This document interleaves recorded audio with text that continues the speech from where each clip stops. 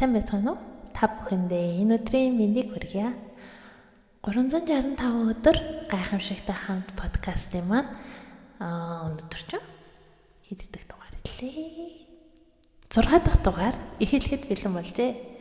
Та бүхний итгэл над Панда байна. All you need is love. John Lennon and Paul McCartney.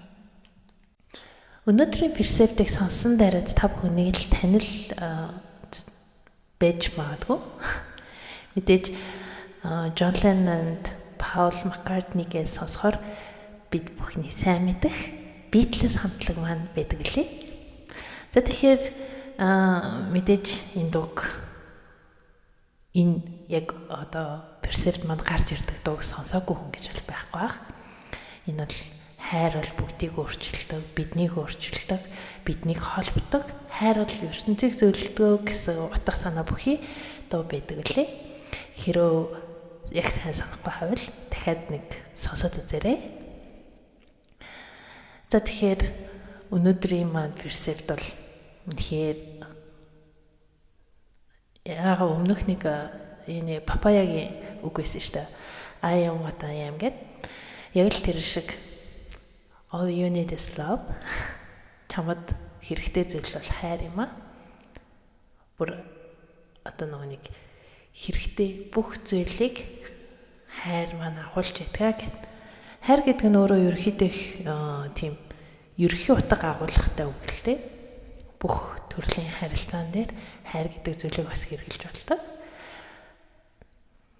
Хэлбэр, хэмжээ, төрөл зүйлээрээ л ялгаатай болохоос ш ерөхийн утга санаа нэг байдаг нь магадгүй бид нарын тархин дотор явагддаг уруулаас болдог байх гэж бодож байна. Та бүхэн хамгийн их сонссон тархины одоо дааврууд донд бол за адреналин гэж байна, серотонин гэж байна. Мөн окситоцин гэж сүүлийн үед их яригдах болсон шүү дээ. Окситоцин гэхээр одоо яг ямар даавар үйдэг юм бэ гэхээр бид бүгдийн тархинд бусад хүмүүстэй холбогдож одоо хайр гэдэг зүйлийг мэдрэх үед ялгардаг тийм даавар байдаг. Хамгийн наад захын жишээ гэх юм бол дөнгөж төрсөн их хүүхдээ яг өөрийнхөө ингэр дээр ингээд тавьсан. Тэгээд нөгөө нэг амлуулах гээд дөнгөж ингээд хөхөн амлуулаад ингээд байж авах үед ихийн тархин дотор окситоцин хамгийн ихээр ялгарч одоо өөрийнхөө хүүхэдтэй холбогдох хайрын одоо холбоог бий болгодог байх нь. Тэгснээрээ яах вэ гэхээр мэдээж хүүхдэд улам их хайрлах сэтэл төрнө. Нөгөө талаараа ихийн умаа маш ингээд нөгөө хүүхэд тэгээд тэлжгсэн байгаа умаа маань сайн буцаж агшиж өгдөг байна. Тийм болохоор манай эмчнэр одоо яг төрсний дараа хүүхдээ сайн хөхүүл гэдэг зөвлөгөө өгдөг нь нөгөө талаараа хүүхдээ хөхүүлснээр тархинд окситоцин ялгарна. Окситоцин ялгарахаар ихийн умаа сайн агшиж өгнө.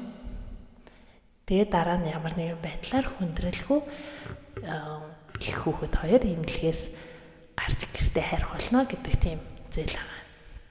Тэгэхээр үнэхээр яг ингэ бодоод үзэхээр хайр бол бидний өөр бусад одоо юу гэдэг мөнгө, төгрөг ч юм уу тий.